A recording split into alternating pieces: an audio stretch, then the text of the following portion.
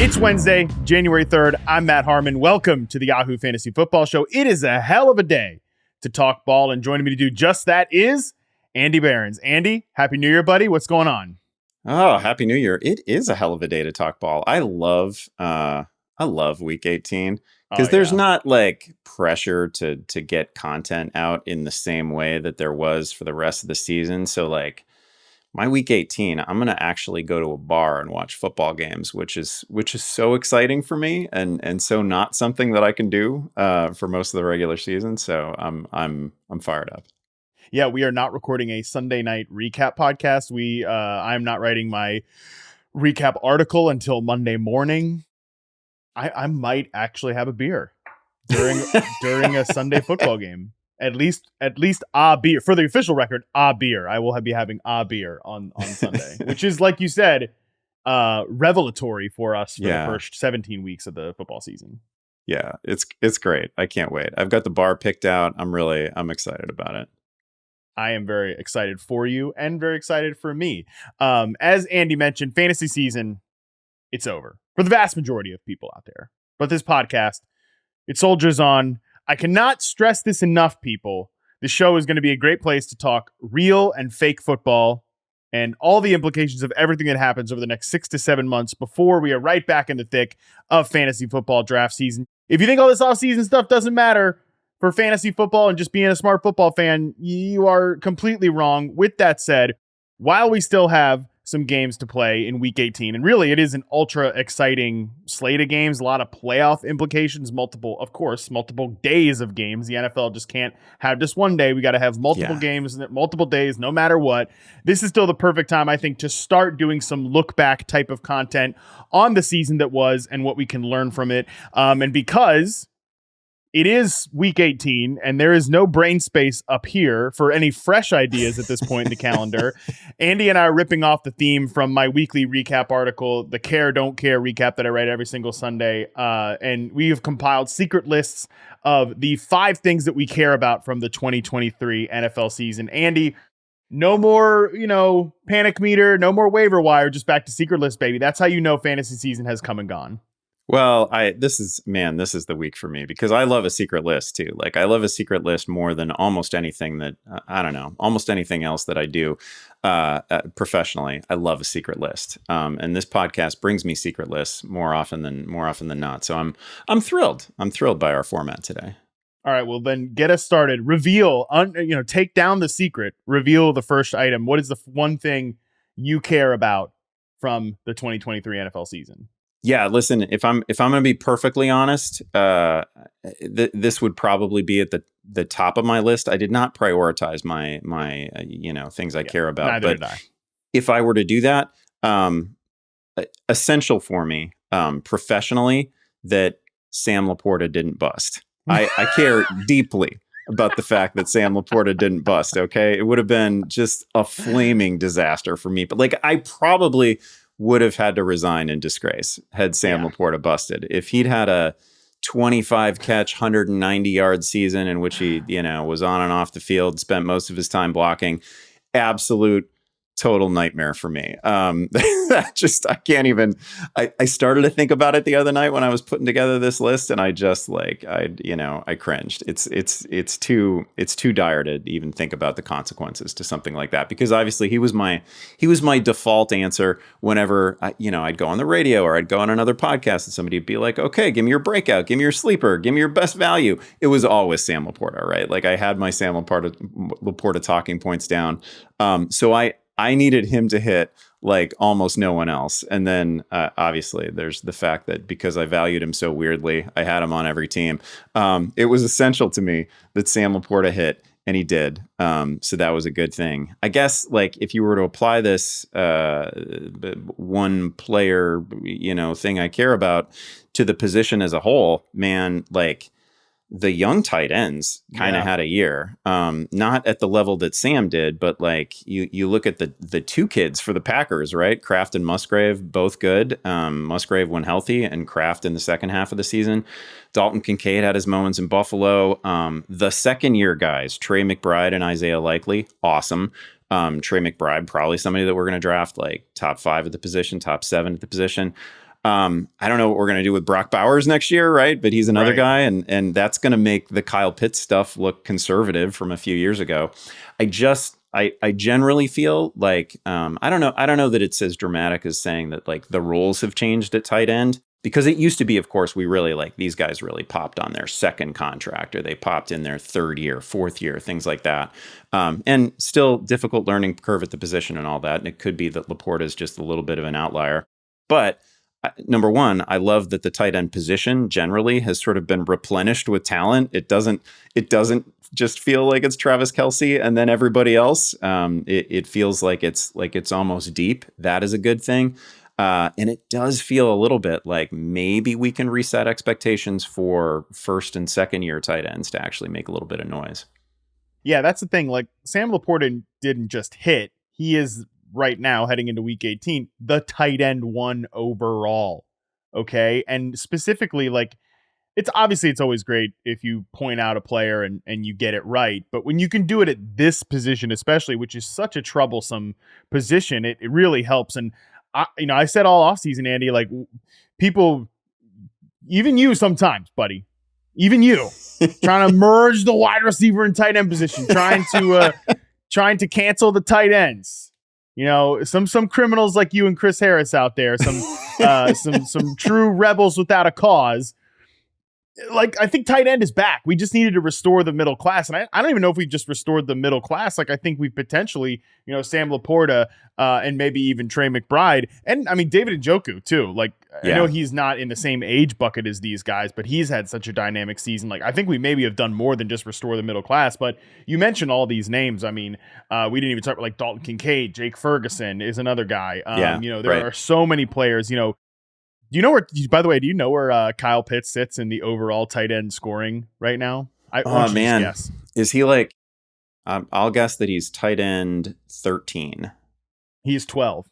So he is in the fantasy relevant weeks, he was a tight end 1, which is the most meaningless thing that you can say. It actually drops off pretty significantly after Trey McBride. We've got 130 points for Trey McBride, and then tight end 10, Dalton Schultz, is 114. Mark Andrews, obviously, he did not play a full season, just 10 games. He's at 112 points, and then Kyle Pitts is 107. So there is like definitely a drop off outside the top 10 at the position. Mark Andrews obviously really would have been in, from a points per game perspective, right in there with the top 10 guys. So Kyle Pitts definitely was hey, I stayed healthy and played all season. Even if he doesn't look healthy, I stayed healthy and played all season type of guy. Yeah. But, I think there's a lot of promise at this position where a few months ago we were not talking about that. And LaPorta is certainly a headliner. Yeah, I think you're right to point out that it is not such a dire situation in terms of maybe we should, I'll put this as a back burner issue now to actually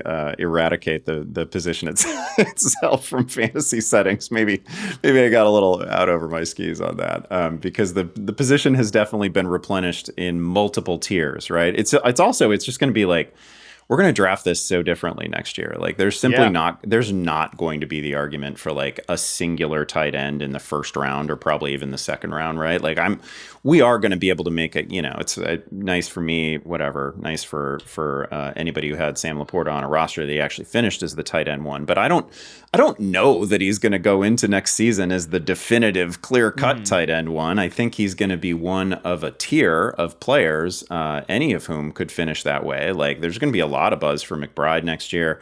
There's just a lot of guys who popped this season. I should have mentioned Ferguson earlier. Like he's obviously I don't know, top 6, top 7 tight end, maybe higher. It's a deep position now. And the argument for Kelce in the first round coming into this season is that there's just nobody else like him. Like your forecast for Travis Kelce in all likelihood is so much better than the number 2 guy that is worth paying for. And it's not going to look like that in 2024. And we're going to have to treat this differently. But I think there's going to be more guys who will have a really good argument to go in the first 5 or 6 rounds. Even your boy Cole Kmet. He's only in his 4th season right now. He's wrapping up his 4th season. He's the tight end 6, tight end 7. He's just ahead of like his end of year stats. You watch him play, he couldn't be.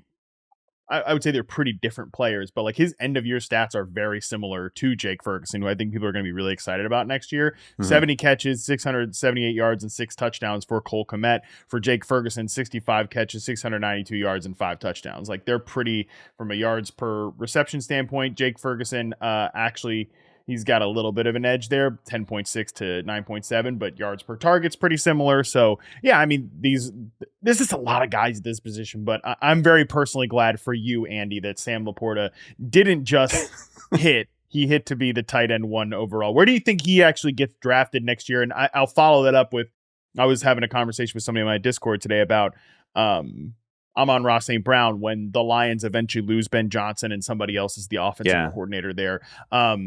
I was talking, shout out to this person in my Discord.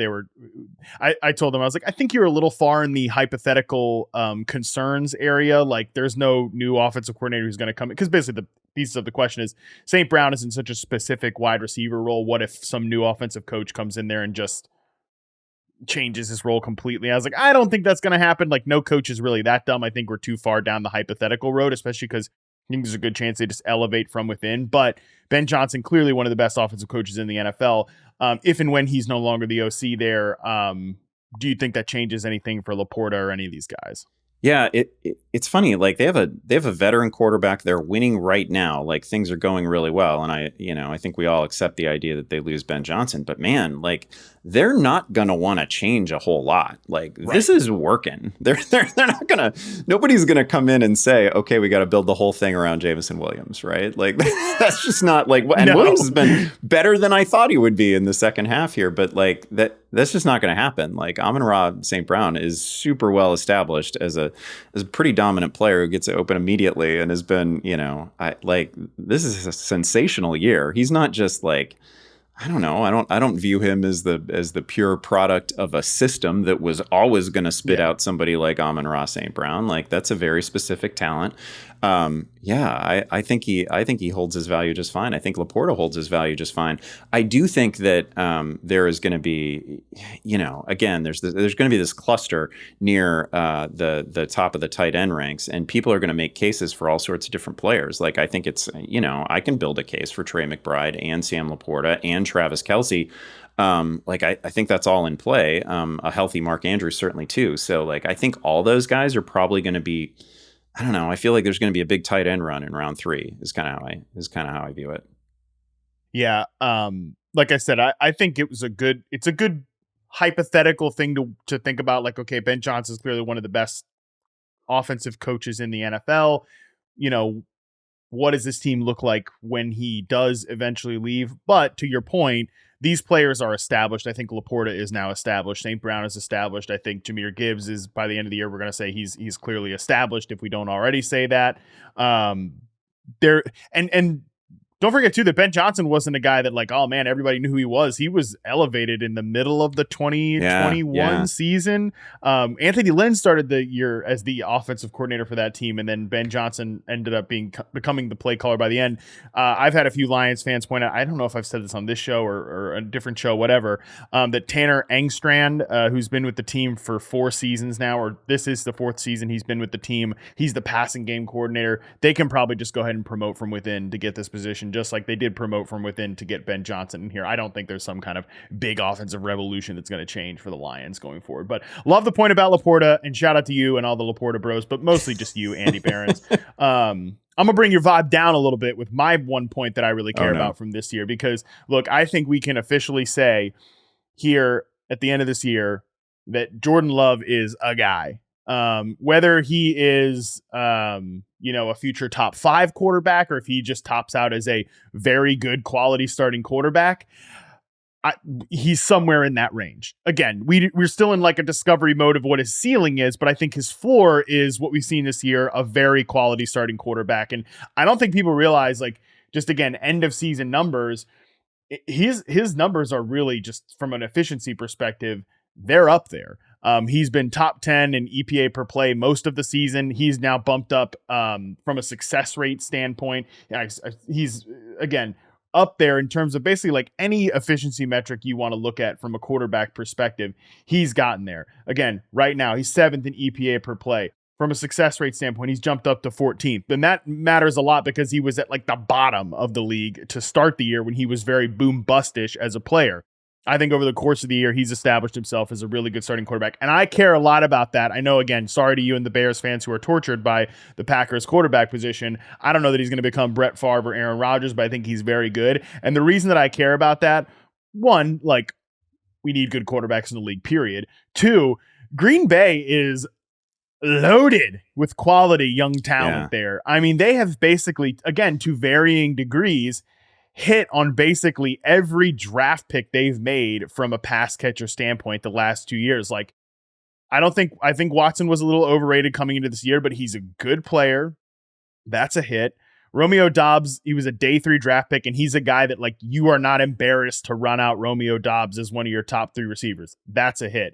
Jaden Reed looks like a friggin' superstar this year. Dontavian Wicks is one of my favorite dynasty sleepers right now, and he was a day 3 draft pick. Both those tight ends you mentioned, Tucker Kraft, Luke Musgrave. I can't wait for people to just go to war at each other all offseason over, like, we're, again, World War III, forget about it. That's going to be nothing compared to Tucker Musgrave versus Luke I just combined them. Tucker Kraft and Luke Musgrave. I think you've actually Twitter. Found the solution is to merge these two players. Can we just merge them into one tight end? They would be better than Rob Gronkowski. Probably not, but still. Like, again, those two guys are good. People are going to go to war over it. I'm going to sit back.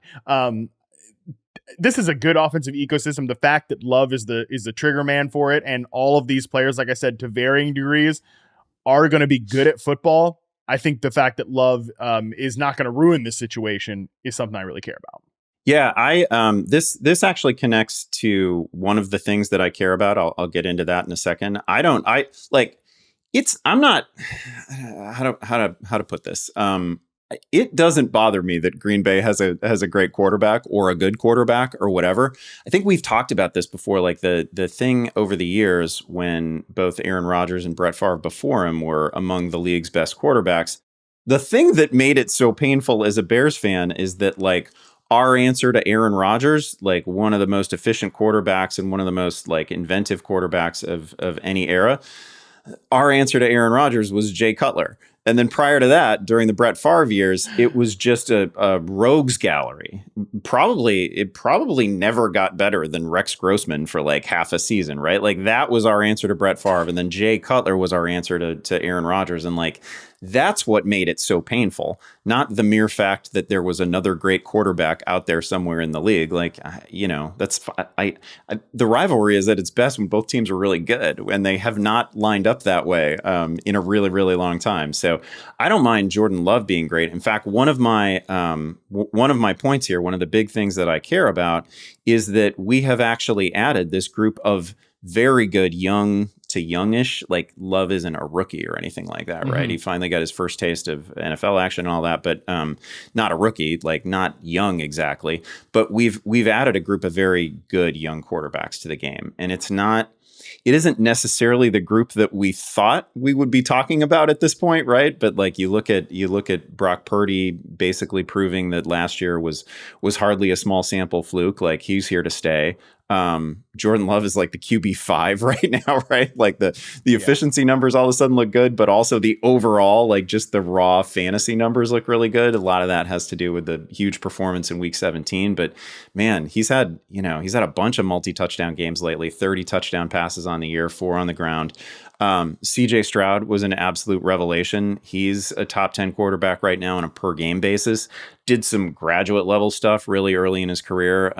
Who else? Like, Anthony Richardson was going to be one of the right answers if he had merely stayed healthy, right? Like 4 rushing touchdowns in 4 games. So I think we have a crop of young quarterbacks here who, in the same way we were talking about it at tight end, I think much the same thing has happened at quarterback. They're not, they haven't cracked the top 3 or the top 4 yet, but you can feel pretty good about, like, in fact, it's going to be really difficult to sort out going into next year exactly what that sort of QB5 to QB15 range looks like, because there's a lot of good names. And again, I think at the start of this year, you wouldn't have necessarily said, oh boy, the list of guys that we're going to be talking about is Jordan Love, CJ Stroud. Maybe you would have said it with Anthony Richardson because of the rushing upside, but right. We weren't like Brock Purdy was like a final round pick. Brock Purdy was like a late round super flex pick.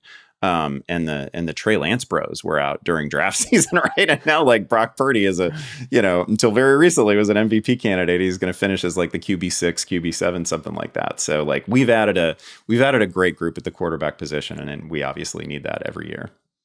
Even like we yada over Tua, and he's 25 years old, right? Like, and Justin Herbert obviously was having a great season before things fell apart, and he's 25 years old. Trevor Lawrence didn't have the season that we thought he would have, but he's 24 years old. So I think there's a chance that Lawrence is, I don't even want to say salvageable because that makes it like too dramatic about the season that he had. He definitely did not have the third season that you and I were hoping for, but he was certainly I still want to say he was an above average starting quarterback this year. Again, I just don't think he made the leap, right? But I think that he could make the leap. And I think what's fascinating with quarterbacks too, Andy, we talk about these guys like once they just get good, like that's how good they are. Specifically for, I think Tua is a great example, and Jordan Love is a good example too, because he's 25 years old. This is his first full season as a starter. And even Purdy, like Purdy's 24 years old. These guys are still so early in the process of this thing, right?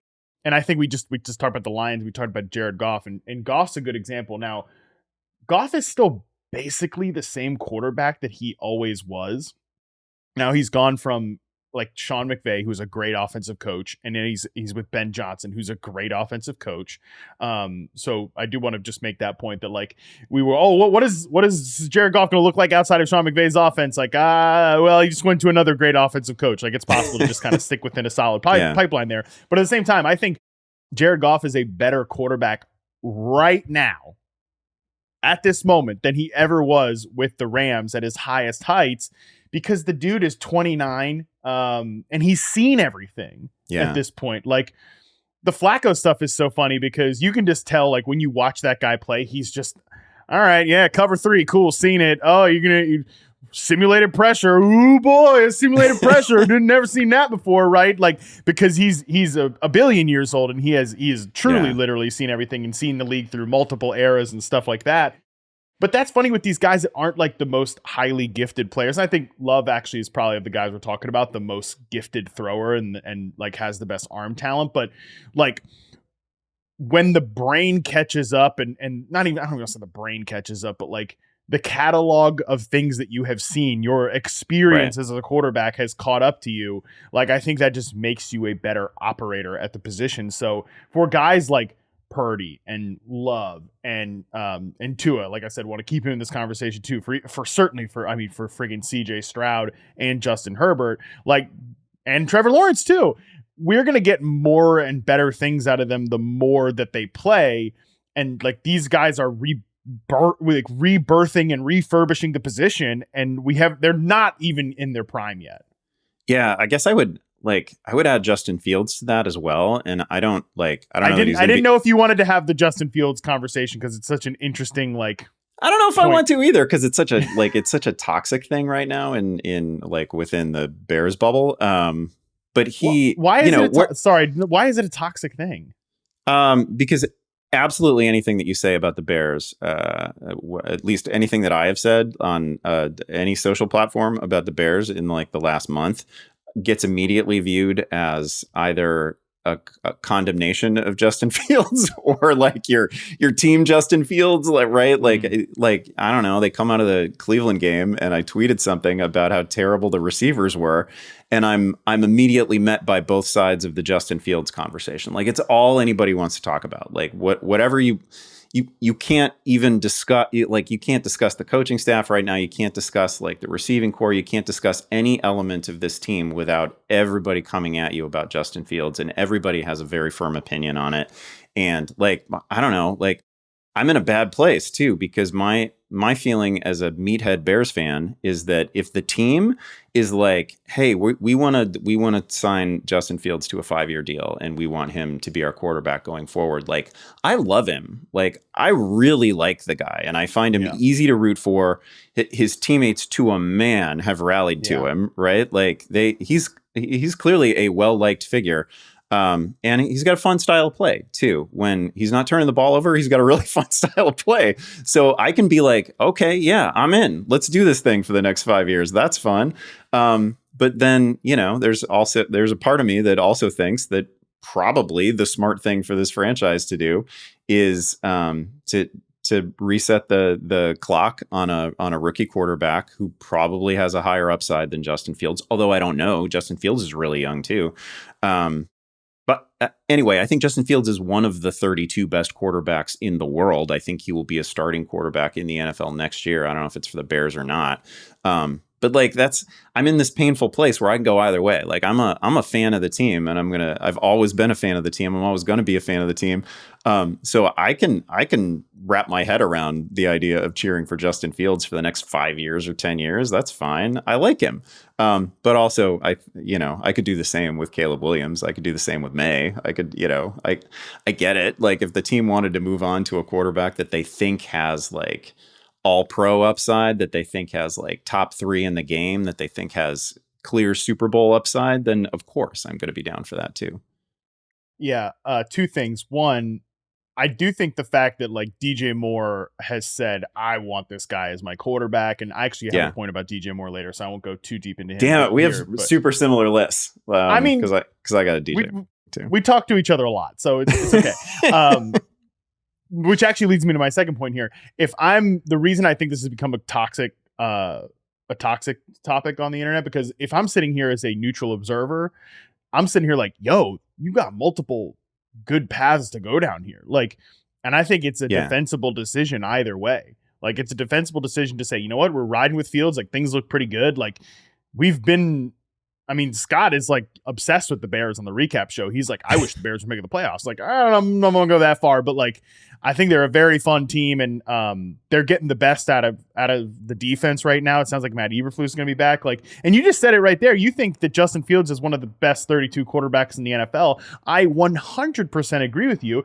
And again, revisit the topic we just talked about with the Bears quarterback misery over the last few years. Like, you people have a reasonable path to in the calendar year of 2024. You'll obviously move on from either the number 1 overall pick or Justin Fields, but at some point in the year 2024, you're going to have 2 maybe top 32 quarterbacks in the NFL on your roster. Like, that is never the case with the Bears fans. But I think if I'm to put the Bears fan hat on, like, I've spent a lot of time with you, our fearless leader, our editor, Jason Kubaka. He's a Bears fan. A lot of you people I've come in contact with since getting into media.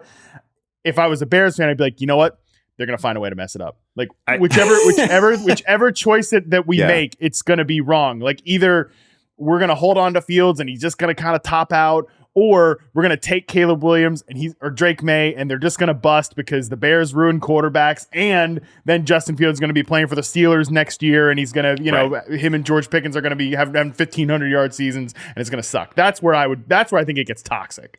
That is all very much in play. I will say, like, the other thing with Fields that makes it a little bit uncomfortable, because again, I could totally get behind the idea that the team is just going to say, because that is one of the factors with Fields, is that you have to pay him really soon, right? Like, this is the end of his 3rd year, so you got to pay him soon. But I can get behind the idea of Justin Fields is going to be our quarterback for like this next era of Bears football. But when you do look, just like the cold facts of the last year's stats versus this year's stats, there are a couple of things that look different in a good way. He has more throwaways this year, and like the sack rate has gone down a little bit, which is good. That had to happen. If he'd been healthy for every game this season, though, he would probably still get sacked 50 times. Like, it is still a problem, even though it has clearly gotten better. But like, he still is the highest time to throw in the league by a mile, and it hasn't really changed during this. They're on this, like, they've won 4 or 5 games, right? They're kind of hot right now, but it hasn't changed during that time. Like, he still has the highest time to throw in the league over the last like 4 or 5 weeks, and it's not even close to like number 2. Like, he's well ahead of number 2 on the list. So that is still an issue. His passer rating this year versus last year is basically the same. QBR is down. Completion percentage is very close. Like a lot of things just haven't changed a whole lot. He hasn't turned the ball over as much, but he still has 10 fumbles and double-digit interception. He's headed for double-digit interceptions, right? Like it hasn't been that clean. He's averaging a few more yards per game, but that's just because they're throwing a little bit more. It hasn't I don't know. He hasn't made like enormous strides from last year, but I will say that he's made like a significant improvement in the area in which he needed it most. But that's different from saying, oh yeah, totally different guy. He's not a totally different guy, but he is still really exciting. He's probably the first or second most dynamic rushing threat in the NFL at the quarterback position right now. That's fun. Like he's fun. So that's part of what makes it so difficult to have the conversation, right? Like he hasn't, you can make a throwaway comment about how much Justin Fields has improved, and coaches do that, and like local media does that, but it's not in the numbers to the extent that you'd like it to be. Yeah, I would just point out that he is still working beyond DJ Moore, and I'll transition from which I think that was kind of, I don't want to have a whole Justin Fields conversation, but he does sort of epitomize this like group of quarterbacks that we're talking about right now. And hey, he's so young that maybe when if he hasn't, because he does take a lot of punishment, he gets banged up. That's another thing too. Like, can he make it to 30 years old, right? Like a Jared Goff type.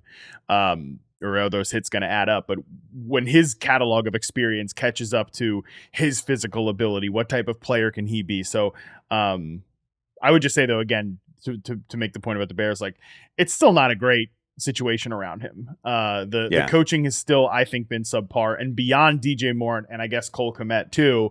It's just, I mean, Darnell Mooney and like these guys are not serious, like number 2, number 3, number 4 receivers. So there's a lot that they can do around him. But so I guess that encapsulates your second point, the thing you care about, which is these young quarterbacks. So I'll go to my second thing that I care about here, and I'll do the DJ Moore thing now, and maybe this can grab one of yours as well.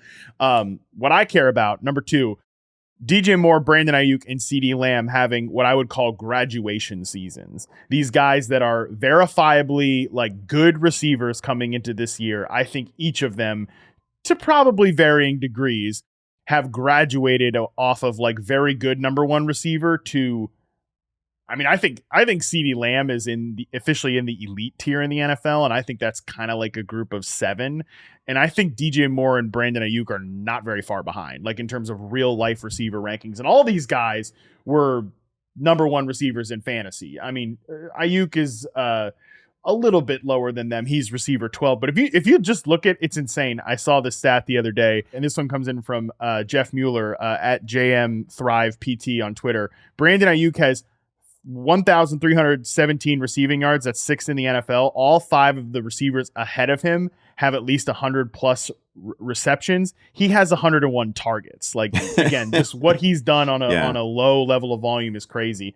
But like DJ Moore's receiver 7, CeeDee Lamb is wide receiver 1 overall. And I think for all of these guys, and I'm guilty of it definitely with DJ Moore, I was kind of thinking coming into this year, man, is DJ Moore, like, has he topped out being just a very good number 1 receiver and maybe not like an elite number 1 receiver? And again, I don't know if he's jumped into that elite category yet, but like the change in scenery has been wonderful for him. You can tell why he wants Justin Fields back as his quarterback, is those two guys just see the game the same way and they operate very similarly in terms of how they can beat man coverage and stuff.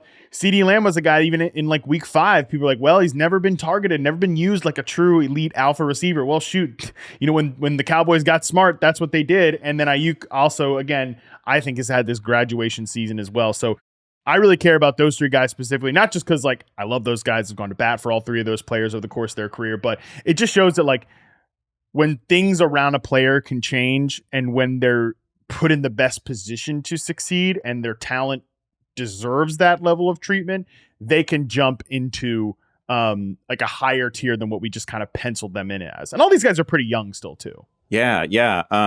More was like a standalone point for me in terms of things that I cared about. And this was going to be my way to maybe back into the Justin Fields conversation if you wanted to have it, but we've kind of already had it. One of my points and one of the things that I cared about this season was DJ Moore leveling up. And I will say, like, I like the way you put it. I like the idea of the graduation season. I feel like I already kind of felt that way about CeeDee Lamb, and it was a question of usage. And I feel like it was more of a confirmation season with Brandon Ayuk, right? Like I was and you've helped inform my opinion about Brandon Ayuk, but I don't know. I was already pretty committed to the idea of Brandon Ayuk as being a great receiver. I feel a little bit differently about DJ Moore today than I did 6 months ago. And some of that is just as simple as like, this is the first time, obviously, in his career that he has had somebody at quarterback who is definitively, I think, an NFL starting quarterback, right? Like it's, you know, people know the names. It's been this parade of like Sam Darnold and PJ Walker. Like you look at the list of quarterbacks who have thrown DJ Moore touchdowns. You just go to Pro Football Reference and look at that. And it's sort of shocking, right? It's Kyle Allen, it's PJ Walker, it's Teddy Bridgewater. It's Sam Darnold, it's Baker Mayfield until this season. And it's, you know, and it's a bunch of Justin Fields. But this is a pretty significant statistical leap for him. He used to be the easiest receiver in the game to forecast because you knew he was going to come in at 1,100 yards and 4 touchdowns because that's what he did absolutely every year in Carolina. And he did it with terrible quarterback play. And it was a miracle that he did it. But he was, you know, it just happened year in and year out. And now we've seen a very different version. Like he's at 1,300 yards. He's got a shot at 100 catches on the season. This has been great.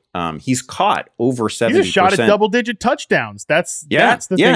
He's got 9 touchdowns right now. He can reach. He's got 8 receiving. He's got 1 rushing. He can reach double-digit touchdowns. He's caught over 70% of his targets, which is you know, that's kind of a tight end number. That's like a running back number. That's not even necessarily like we don't get that from every great receiver every year. So it's just been a phenomenal year. He's averaging. I just brought up his page. He's averaging 10 yards per target. Like every target is a first down for DJ Moore. Like this has been just a phenomenal year, easily the best of his career. I totally understand why he is in the bring Justin Fields back camp because this is the first time that it has fully worked for DJ Moore. And he, like, you can go back to like his college days. It was a mess for him at Maryland too. Like he's literally never had like a good quarterback for his level throwing him the football until right now. And it's been wonderful to watch. And I think I thought of him coming into the season as, he's probably one of the 20 best receivers in the league. And now I think legitimately DJ Moore might be one of the 10 best receivers in the league. I've really I knew that trade was a win. Now it feels like a much bigger win to me. Oh, it feels like a smash, especially because just in conjunction with that, from a Bears perspective, not only did you get DJ Moore, you also took DJ Moore specifically from the Carolina Panthers, and that matters because, like, I don't know, I don't know that they would have been. It's hard to be worse than the Panthers this year. I mean, your damn owner's throwing drinks at the fans in Jacksonville, which, by the way, it's a disgrace that nobody's put out a statement about that. We're recording this right now, Tuesday, like 2 p.m. Eastern. As of right now, nobody has said anything. That is a disgrace. Stephon Diggs was fined like $16,000 for doing the beer celebration with fans, and nobody's managed to come up with like, whoops, David Tepper maybe shouldn't have done that, like thrown a drink at a bunch of fans. Like, come on, bro, grow the F up. If you can't handle that, like, don't own an NFL team or don't go to the games, at least. I don't know. Anyways, the fact that you specifically took him from the Carolina Panthers, who then, if they had DJ Moore again, I don't know that they would be much better, but they would be better if they had DJ Moore with Bryce Young this year. But as of now, they're the worst team in the league. You get the number 1 pick back. Like, it's just such a win for Bears fans. And again, to put a kind of bow on the DJ Moore stuff, he averaged 14.1 yards per reception last year. He averages an exact same 14.1 yards per reception this year. But you mentioned it, the catch rate, 53.4% last year in Carolina, 70.8% this year in Chicago, with a guy in Justin Fields who was like, he's not going to get the best out of DJ Moore because he's not accurate, because he's not a runner. And that kind of brings me to that point that I said earlier. It's like, those guys just see the game the same way. Like, look at what Baker Mayfield and DJ Moore did. And look, I'm willing to actually kind of give everybody in Carolina a pass with the like show that Matt Rule was running down there, and like Ben McAdoo was the freaking offensive coordinator. But like, maybe those guys just don't see the game the same way. Like, certain quarterbacks, certain wide receivers, are just going to get each other more than other pairings are. I think Fields and Moore definitely get each other. And same thing too with Purdy and Ayuk. Like, Yeah. I've said this a lot. Like, pull up the Brandon Ayuk like outside breaking routes, the highlight tape of Brandon Ayuk on outside critical third down breaking routes, stuff like that, like deep corner routes. Jimmy G is not even dreaming about, throwing those passes. Nick Mullins, certainly, if he's throwing those passes, he's throwing them to the wrong team, right? These guys that the 49ers have had before. Like, Purdy is willing and gifted enough to make those throws. So it does matter, the quarterback receiver connection. Yeah, it's such a good point. Nick Mullins, by the way, is making those throws. He is 100% pulling the trigger on those He's throws. Trying. Somebody's catching it. I don't know that it's Ayuk catching it, but somebody's catching it. Yeah. This is part of the complicated conversation about Fields for me is I'm totally fine if you just want to say, okay, we're next 5 years, Justin Fields and DJ Moore together, go. Like, I'm good with it. Like, I'm good with whatever lane they pick. I think it's fun that they have played their way into a situation where it is a legitimate discussion. I just wish the discussion weren't as heated and angry as it is. But I mean, that's the way these things go, I guess. So that was your third point. What third thing you care about was just DJ Moore was my third thing I care about. Yep. Perfect. Okay, so we managed to wrap that up all in one thing. I'll just go then to my third point, which actually kind of dovetails similarly with these guys. Number 3, Nico Collins, Michael Pittman, Mike Evans prove at 3 kind of different levels for receivers that situation matters so much. Like, for these guys. And I was obviously in on Nico Collins and in on Michael Pittman, and I was so wrong on Mike Evans because I just wish somebody would have come on this podcast and said that Baker Mayfield was going to be the next Geno Smith. I wish that had happened. Unfortunately, I can't give props to anybody. I'm being facetious. Truly obviously, that was it. It was a real shame that I didn't listen to my friend Andy Behrens on that one. When Colin, I think it was producer Colin, resurfaced the clip on Twitter of that from that episode, that segment, I'm literally like face palming like a jackass that you even willing to bring up Baker Mayfield, because I'm such a Baker hater, bro. And I was wrong about it. But again, to 3 different levels here, these guys all again just showed that they were held back by the situation that they were previously in, which sounds weird to say specifically for Mike Evans, because you just think like he's going from Tom Brady to Baker Mayfield. But again, to bring back the quarterback receiver, like the way they see the game, Evans and Brady had great success with each other in the first 2 years that Brady was there. But that connection was really off last year. And if you go back and watch it, it wasn't like, oh man, Evans has fallen off. He had some drops and stuff he maybe shouldn't have had. He's actually kind of high on the like, how the F did he drop that play to miraculous catch scale, which I don't really care about why the F did he drop that, but he had some of those plays in 22. There's no denying that, but just with the way Brady was playing, where he was getting the ball out so fast, we didn't want to get hit. Like, that's just a really bad fit for a receiver like Mike Evans. But Baker Mayfield, all credit to him, is willing to stand in there and take a shot. And it's just, the coaching is night and day between Tampa Bay this year and Tampa Bay last year. So all that kind of proves the situation very different for Mike Evans. I mean, Michael Pittman, obvious coaching upgrade from Frank Reich to Shane Steichen, which has really let him blossom this year. And then same thing with Nico Collins, a guy that like people just didn't watch Nico Collins play, and we're like, who's CJ Stroud throwing to in Houston? Again, just tell me you didn't watch Nico Collins play without telling me you didn't watch him play. And he's able to have that sort of season. So just look, I mean, I'm obviously always going to hammer this point, but these 3 guys specifically, like when we go into the offseason, remember that situations, when they change for these receivers, it can really make a whole different group. Yeah, I'll also say that Michael Pittman was going to have a good season with Anthony Richardson. Like, I don't know if that's going to be. I hate that point. Let me tell you, it does get brought up. People bring it up all the time when you try to talk about Michael Pittman. It's like, well, he wasn't going to have that season with Anthony Richardson. It's like, and it's, oh, if you look at the first 3 quarters that he played, no. Like, they played 4 quarters. The games are 60 minutes. We count all of them. And Anthony Richardson had a great week 1 with Michael Pittman. There's no denying that. Yeah, that was going to go really well, and you could tell, like, first quarter of the first game, that they had schemed up some really nice stuff and were really leaning into what Anthony Richardson could do well.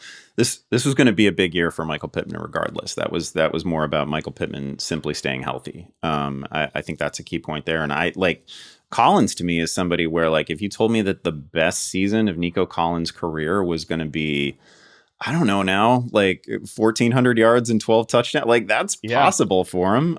That's out there. Like he's that kind of dude. He's built for that, right? Like he's huge. That guy's a playmaker. He needs 1 year where he gets in 17 games and we get, fully operational CJ Stroud for all 17 of those games. And man, almost anything is on the table for him, I think. Yeah, I agree. And the key next year will be, and we'll have plenty of time to do this. We don't need to sit and kick it around right now, but like, who are the next guys in that group, right? Like that can not the graduation again. I wouldn't say they're not the same level of like, oh wow, these guys are verifiably good. Evans obviously is kind of different than Collins and Pittman, but like I wouldn't say they had graduation type seasons. Just like when the situation around you dramatically changes at receiver, who can kind of take that leap into a not just like a clear-cut starter in fantasy, but these were guys you were rolling out every week for the most part. And you get down weeks from everybody at the position, but they're all right now. Collins missed games. He's receiver 17. Pittman missed games, at least one game. He's receiver 16. Mike Evans is receiver 4 right now. So again, that will be the key point in the offseason, trying to find the next guys. But all right, Andy, you give me the fourth thing you care about from this year. The fourth thing I care about, and this is not so much fantasy, but I care that Antonio Pierce has gone 4-4 as Raiders head coach. He's got a point differential of plus 49. Granted, 42 of those are in one game. But he's done this with Aiden O'Connell at quarterback. His team has been competitive in every game. He's got a couple of signature wins, and the schedule hasn't been like easy, right? They've had Miami in there. They've had Kansas City twice, beat them once. This has been a particularly impressive run, and I'm also just like, this is my age, this is my era, but like I like the NFL better when the Raiders are good and when the Raiders are talked about. I came up in that, right? Like there was never a year when the Raiders weren't a thing. Like you could never talk about like the ultimate contenders for any Super Bowl without mentioning the Raiders at the start of a year when I was a kid, and that, like, I don't know, that feels good to me. He feels like a perfect coach for this team, and I recognize that they can't just like lift the interim tag at any point, and there's a process to go through and all that. I hope he's their guy.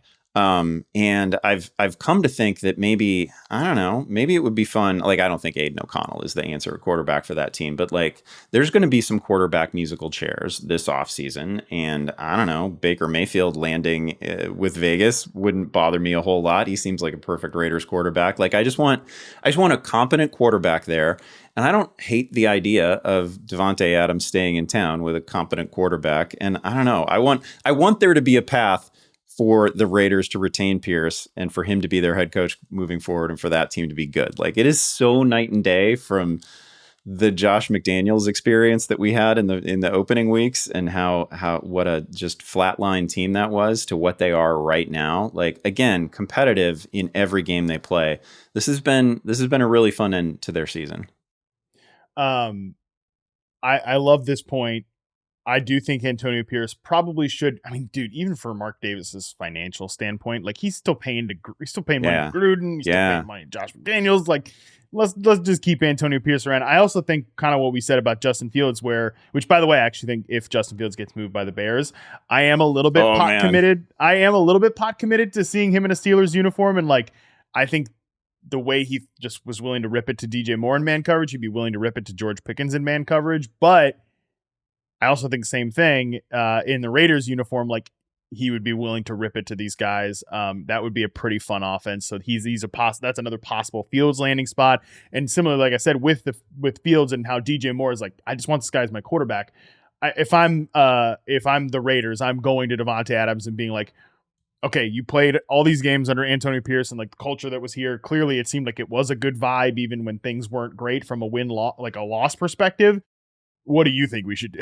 Because we want you to stick around, okay? Yeah. They could obviously trade him. They could cash him in. There's something with that. I mean, Josh Jacobs is going to likely, maybe he's back because Antonio Pierce is the type of coach that thinks if you reach 20 rush attempts, you win the game, or at least that's what he says publicly. Yeah. Maybe they bring him back, but he could be on the move. There are like bones here, I think, of a pretty good team in Las Vegas, and I feel like Antonio Pierce is kind of the right guy to at least keep the culture on track and like get some of these superstar players completely engaged with the operation. Yeah, and I feel like we've done a lot of talking, not maybe not you. I certainly have engaged in it. Like we pick apart this roster all the time and we put the pieces on different franchises, right? Like we've been doing, I feel like we've been doing that with Devontae Adams. I was doing it before we started the podcast with Josh Jacobs as a somebody who could land in Dallas. Like I don't know. I've spent all year like taking guys off the Raiders and putting them elsewhere, but like there are some good players here. And what if they just stayed and got a real quarterback and sort of kept this momentum going? I just find Pierce really easy to root for. I don't even really root for the Raiders exactly. It's not like that. I just enjoy my NFL a little bit better when the Raiders are totally relevant and winning games. All right, I'll go into my fourth thing I care about here. It was a great year to avoid bad ecosystems.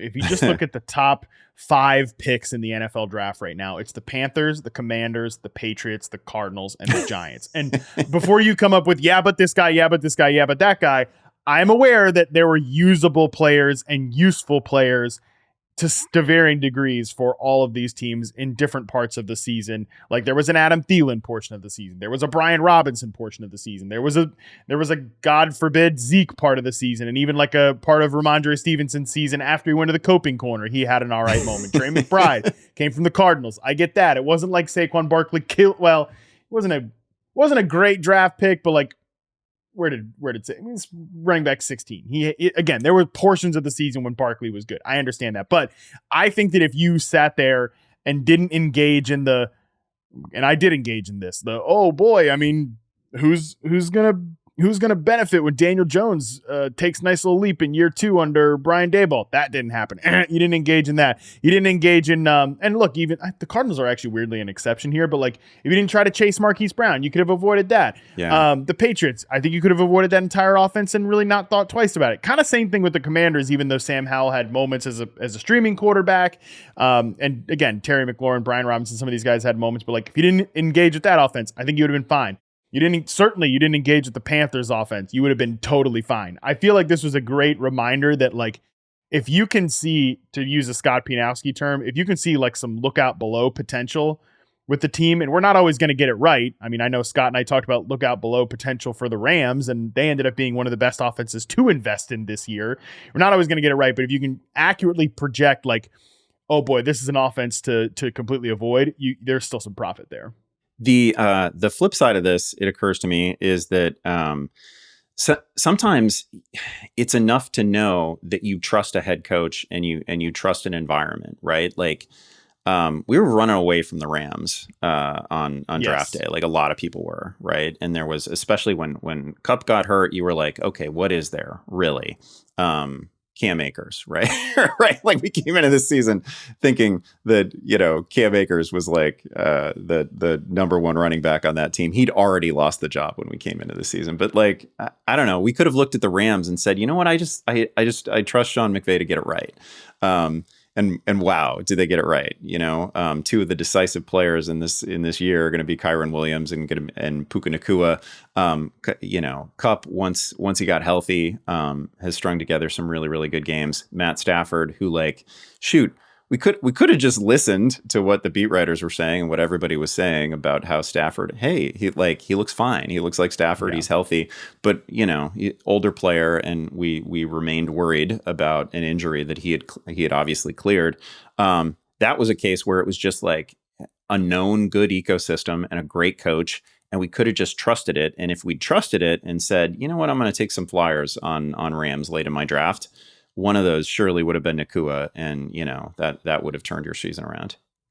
100%. I mean, I just like ecosystem matters so much, and I'll give you the final say as to who your fifth thing you care about, because I'm just going to dovetail into my fifth thing right here because it's kind of on the same path. The fall of the quote too big to fail offenses really sticks with me from this year. The 2, I don't know who you want to name, but the 2 that I come back to are the Eagles and the Chargers. I think you could throw the Chiefs in here too. But the Chiefs that we knew were going to be good, like Mahomes wasn't a great fantasy pick, but I don't think he killed you. We talked about this a lot with these quarterbacks. I don't think he killed you. Travis Kelce wasn't as good as you expected, but again, I don't think he killed you necessarily. Pacheco is fine. Rashee Rice ended up being like kind of a revelation. So I waffled on the Chiefs and throwing them in here, but I ultimately decided to really just hammer in on the Eagles and the Chargers. And this one comes back down to coaching to me too. We just didn't talk enough about for the Eagles, how big of a loss Shane Steichen was going to be. Yeah. It's like, and hey, maybe I'm talking out of my ass here because I said similarly with the Ben Johnson thing, like, oh, they'll just promote from within and it will be fine. Well, Eagles promoted from within and it was not fine. And there are real, actual, I think, play calling, sequencing, and like offensive design issues with this offense. Like you can point to real critical problems here. But at the same time, I think, the quarterback hasn't played at the same level and there've just been issues on that team. And I thought they were too big to fail. And this offense has definitely failed. Jalen Hurts has been a great fantasy pick. AJ Brown kind of petered off at the end, but he had great moments. But, Devontae Smith was frustrating. That sticks to me. And the Chargers, like, I will be, shout out to me, like pat myself on the back a little bit that like I offered some skepticism to the idea that, everything that was good in Dallas was Kellen Moore and everything bad was Mike McCarthy, but I didn't give it enough credit this year. That just was not an upgrade for the Chargers offense. And when things started to fall apart, because there was obviously issues with the head coach himself, when things started to fall apart completely, like the bottom completely fell out with the Chargers. And some of that is injury stuff, of course, that's unavoidable. But yeah, the fall of those two offenses and how that relates back to coordinator change. Again, maybe I should spook myself a little bit about the Lions stuff, but that does stick with me from this year. Yeah, it's a good point about Kellen Moore in particular. Also, though, the Chargers having just about like in terms of like injuries that impacted all of the fantasy relevant players, that was a total nightmare, right? Like Herbert not. Luckily, being available it's something we've never seen before. Luckily, that's not something we talk about the Chargers every year. Yeah, exactly.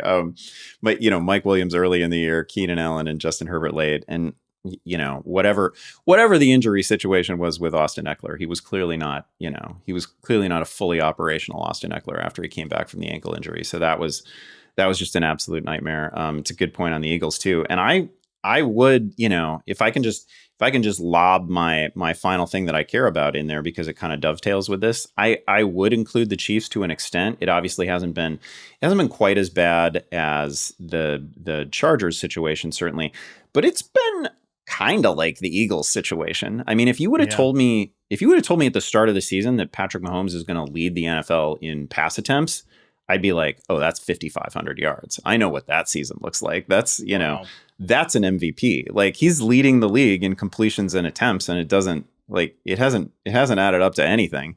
And the final thing that I cared about was going to be like the one really negative thing on my list. And that is that like, this receiving core is mostly terrible. It is not 100% terrible, and Travis Kelce is still very good. He's not vintage Travis Kelce, and now that he's 34, maybe we shouldn't expect that guy again, right? Like he's reached that point where every game he's limping around a little bit. He looks uncomfortable. Obviously I don't think this is about who he's dating at any given moment. I think this is about the fact that he's a 34-year-old player who's taken a lot of hits over the years. And he's still going to finish with 1,000 yards. Like he's fine. He's a very good NFL tight end. He's a Hall of Famer, all that. Rashee Rice has been a revelation, but Matt, they've given 170 total targets to Justin Watson, Marquez Valdes-Scantling, Kadarius Toney, and Sky Moore. And those are some of the most wasted targets in the NFL. Like I'll just read off the passer rating when targeted of each of those players. I think I've done this before. I think I did it on FFL earlier this year. Justin Watson 77.4, MVS 73, Kadarius Toney 66.7, but it doesn't even begin to tell the story of Kadarius Toney's awful season. And Sky Moore 50.8. Like these are Patrick Mahomes targets, right? Like how do we get to 50.8? It's just an absolutely dreadful group of receivers beyond Rashee Rice, who again has been a revelation, really fun. He's not he's not necessarily an every route win everywhere type of receiver, but he's clearly an asset, very impressive player. They got two reliable things in the receiving core, but you have to throw the ball elsewhere, and they have no good answers outside those two players.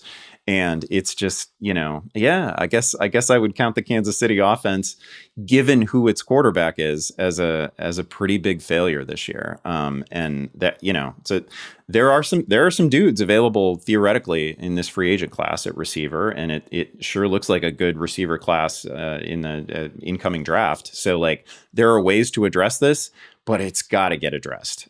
They got to find a third guy. Preferably, they got to find a third guy and a fourth guy. And I don't need to see them do any of this gimmicky stuff with Kadarius Toney ever again.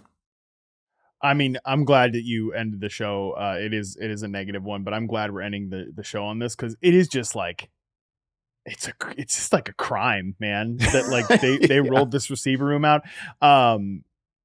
Colin just said in the chat, it was painfully obvious, like kickoff night, and like why wasn't it obvious to them before the season? Like, honestly, I think winning the Super Bowl last year and we all do this, right? I'm sure in our analysis this offseason is like, it doesn't look like that great of a receiver room, but they won the Super Bowl with it last year. And I'm sure the people in the building, like, if you think we say dumb stuff on the outside, people on the inside, no matter if it's a good organization, they end up saying some dumb stuff. And I think there are things that just didn't happen that they were counting on happening. Like, I think they wanted Sky Moore, like Sky Moore's failure, which I liked Sky Moore as a prospect, but he had a bad rookie year. I was willing to kind of be like, all right, let's give him a pass, because they seem to be ready to give him a pass. But then they roll him out there and they play him, and that's another thing too. I think they're planning in the receiver room. They played him on outside on 65% of his routes. Like, no, what usage is that for this player? Like, oh, he can't track deep balls. Like, no, he can't track deep balls. He didn't do that in college. Like, it wasn't the way he was successful. So they're playing with him. I think they're playing with Rashee Rice ended up being inspired, but then like the other receiver positions, the Toney stuff, like, I mean, their rhetoric about Toney is some of the all-time most insane stuff that's ever been put out by an NFL franchise, especially like a good NFL franchise. Like the stuff about him being a number one receiver and all that. It's like, have you watched Kadarius Toney play football? Like, he's on your team. You weren't watching the tape of this guy. Like, you sound like a fantasy analyst, Brett Veach, of like, look at his targets per route run. Yeah, look at the targets and like, look at him out there, what he's really doing when he's running routes. Give me a break. And then the MVS thing, like, we have almost just like gotten used to the fact that like, yep, MVS runs the most routes on this team as the receiver. It's MVS. Like, what are we talking about here? This is a guy who flamed out with Aaron Rodgers as the deep threat, and they gave him like a big fat contract. Like, he's a guy that you should be your fourth receiver at most, that you have him run clear out routes and just like throw him a go route every now and again, and like, shoot, he might catch that thing. That was what he was in Green Bay, but he is the most used receiver from a playing time perspective on this team. I mean, that is criminal. It's wild. And it's not like we didn't have several years of like, it was a running joke that, every game we would see Aaron Rodgers with his hands on his hips, glaring at MVS downfield after like a brutal killer drop on what would have been a field flipping play. And the same thing has happened in Kansas City. And like, yeah, we absolutely could have seen this coming. We all fully saw this coming. Like, that was inevitable. That is the player that he had been. That is the player that he is now. Kadarius Toney has cost you, like, directly cost you the opening night game. And it, we can make an argument that Kadarius Toney has cost you like 2 wins this season. That's crazy. That's crazy. But he kind of has. Like it's just wild to allow that player to do that to you. And then Sky Moore just seems like a failure of usage and or development, but he's basically had the same really bad season now back to back. And I don't know how they can, like, I don't know, maybe somebody will get excited about him next summer. Maybe somebody will think of him as a sleeper, but I'm going to be out on Sky Moore for the foreseeable future. They just absolutely have to address the receiver position in a meaningful way. And again, there are some free agents out there, and it's a great draft class and all that, and they might be able to, but it feels like, I don't know, they're still the division champs and the playoffs are still upcoming. So it's probably a bit much to say that, wow, we've wasted a year of Patrick Mahomes' prime, but it kind of feels that way with this receiving core. Yeah, you're right. Like, they could theoretically still win the Super Bowl. Like, I mean, obviously, not even in theory. They could, in practice, still win the Super Bowl. But the fact that I'm saying the words in theory about the Chiefs, and it is almost 100% because of this, and they're playing at offensive tackle too. That's another thing. Like, that did not go well this year. Like, the Donovan Smith, the Jawan Taylor stuff, like, that was bad. Just everything with this offense was such a big disappointment. You're right. That failure. And then how it did see, because, there are definitely bros on the internet that will, not let we gotta say something bad about Pat Mahomes. Like, yeah, no kidding. He's not having the season we all expect. Like, he's lowest touchdown rate, highest interception rate, like lowest adjusted net yards per attempt. And like, because ultimately when you set players up in bad, like great players, when you set them up in a bad environment, like bad habits creep into their game. There's no question about it. And I think that has happened to Pat Mahomes this year, but a lot of it could have been avoided. Yeah, we had the conversation following the loss to the Raiders. Like, that's what that was. I mean, there were a couple of blatantly terrible plays, terrible decisions, terrible moments in that game. Like, the turnovers were on him more than they were on anybody else. But I mean, you're right. When there are no good answers on the field for you, like, some bad is going to happen. Andy, on that note, I think that's going to do it. What a start. Like, you are officially relieved of your regular season Yahoo Fantasy Football Show duties. And I mean, obviously, you're still going to be on the podcast all throughout the offseason, all throughout the playoffs, too. But I'm saying this is officially your last regular season episode. And what a way, Andy, to transition you into offseason Behrens mode. I know you do other sports and all that nonsense, but specifically the things that I care about. Offseason Behrens mode by doing a secret list pod where we got to have a full scale conversation about the Bears, too. I mean, that's Behrens heaven to me. I didn't mean to go out on a negative, but the way things worked out and the way that our lists aligned, I had planned to go out on one of those positive notes. Didn't mean to sort of take down the Chiefs for the last moment on the secret list. But man, I'll do a secret list anytime you ask. It was cathartic for me, so I enjoyed it. But as I mentioned, that is going to do it for us. Tomorrow is Thursday, as you know, and you know what that means. It's Stat Nerd Thursday with Dalton Del Don, the last official one of the NFL season. We'll catch you all then. Until then, we're out.